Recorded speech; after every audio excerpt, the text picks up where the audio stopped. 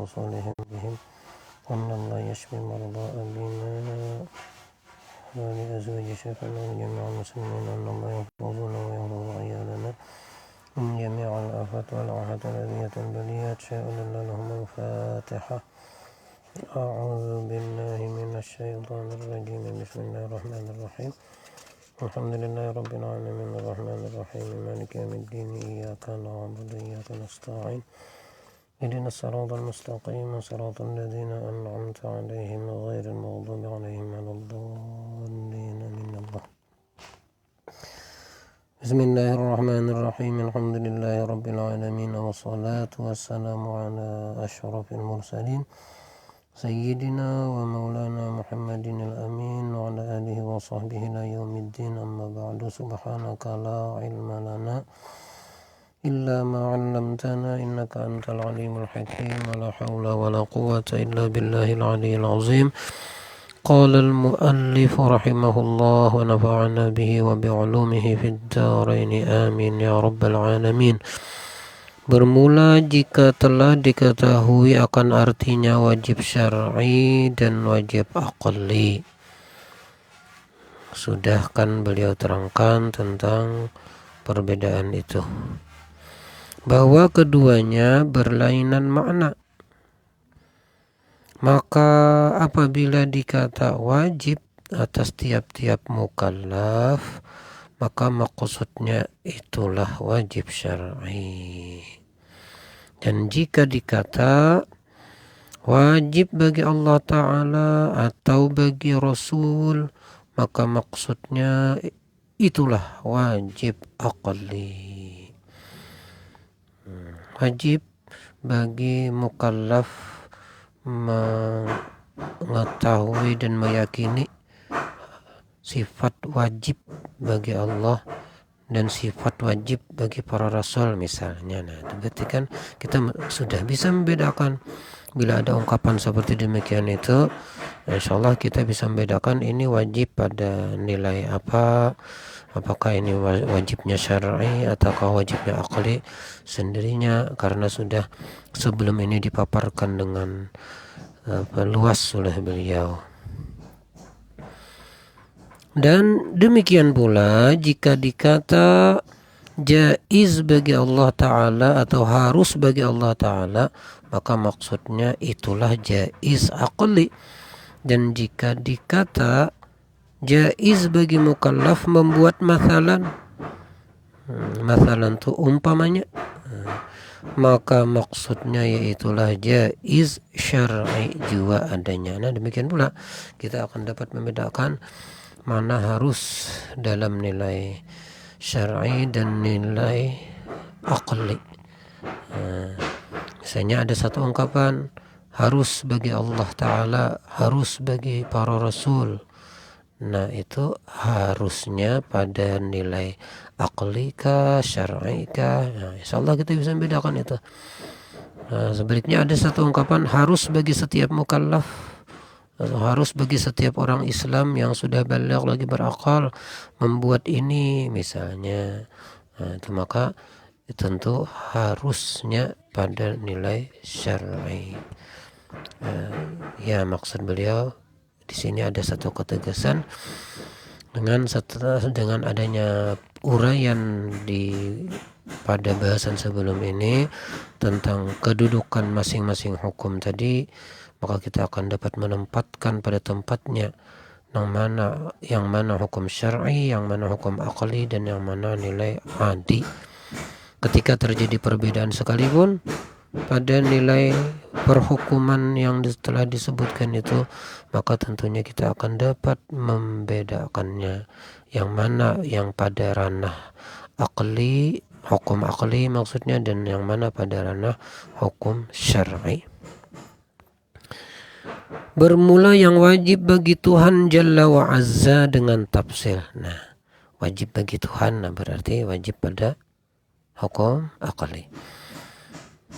Bermula yang wajib bagi Tuhan Jalla wa Azza dengan tafsil, inilah 20 sifat yang telah berdiri dalil aqli dan dalil naqli atasnya.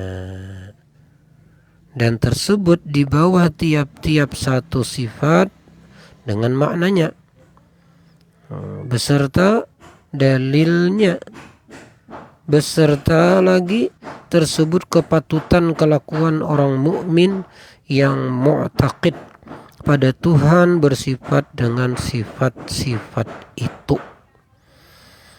Nanti akan diuraikan beliau sifat wajib bagi Allah secara rinci, dan ketika terurai satu persatu maka masing-masing di samping beliau kasih makna. Nah, misalkan contoh kudrat artinya kuasa. Nah, begitu beliau artikan. Juga beliau sebutkan tentang mustahilnya lawan daripada kudrat itu. Misalnya kudrat artinya kuasa, mustahil lemah. Dalilnya pun ada, baik dalil akli kan secara umum sudah kemarin.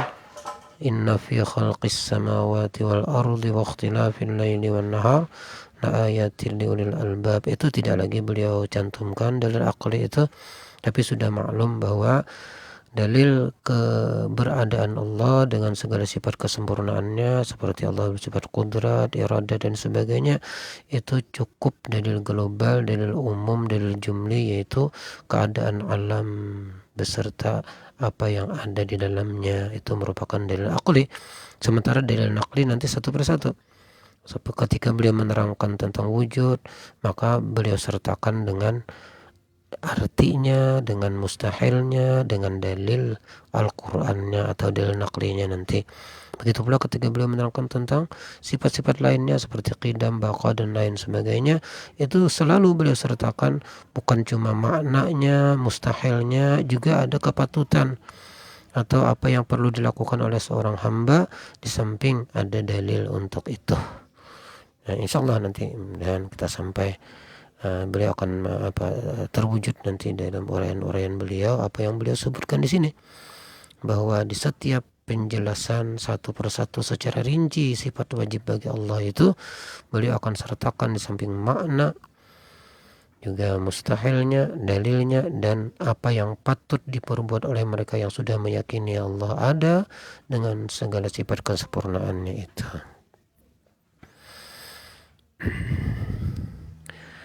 Maka itulah kelakuan mukmin yang sempurna imannya. Maka akan dinilai sempurnalah iman seseorang ketika dia meyakini aqaidul iman yang terkandung di makna la ilaha illallah Muhammadur Rasulullah secara rinci itu. Adapun lain-lain sifat Jalla wa Azza yang tiada ada hingganya banyaknya, maka wajib atas tiap-tiap mukallaf mengetahuikannya dengan ijmal saja. Sebenarnya sifat-sifat wajib bagi Allah itu sangatlah banyak, tidak terhingga. Yang ada batasan seperti 20 sifat wajib itu hanya secara rinci. Sementara secara ijmal, secara global, secara garis besar, Allah tidak terbatas sifat kesempurnaannya. Semua sifat kesempurnaan itu ada pada Allah.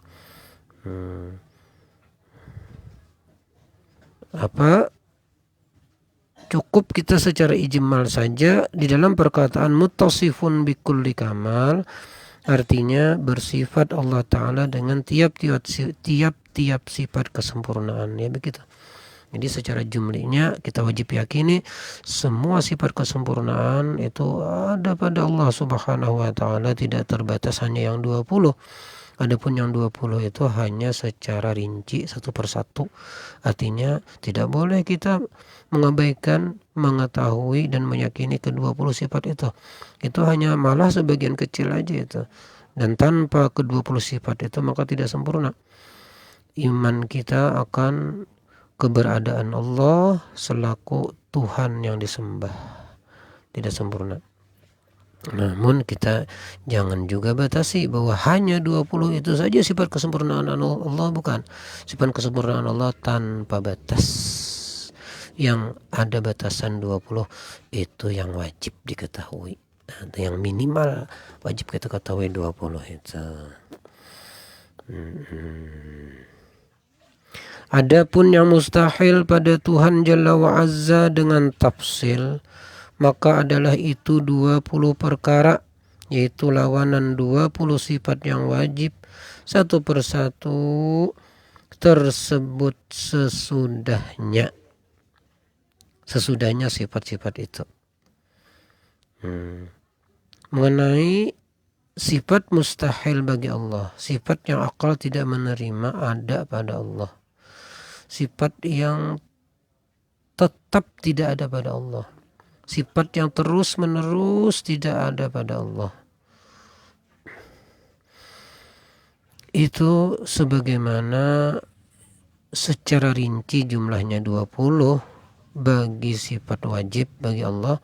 Nah, maka sifat mustahil ini otomatis 20 pula, karena sifat mustahil ini merupakan kebalikan atau lawan daripada sifat wajib bagi Allah. Kalau sifat wajib bagi Allah secara rinci itu 20 yang wajib kita ketahui, nah maka demikian pula berarti sifat yang mustahil bagi Allah secara rinci 20 pula. Dan itu tidak sulit, cukup kita kenali 20 sifat wajib, maka sebalik daripada itu disebutlah dengan sifat mustahil bagi Allah Subhanahu wa taala, yang wajib kita yakini nilai kemustahilannya itu.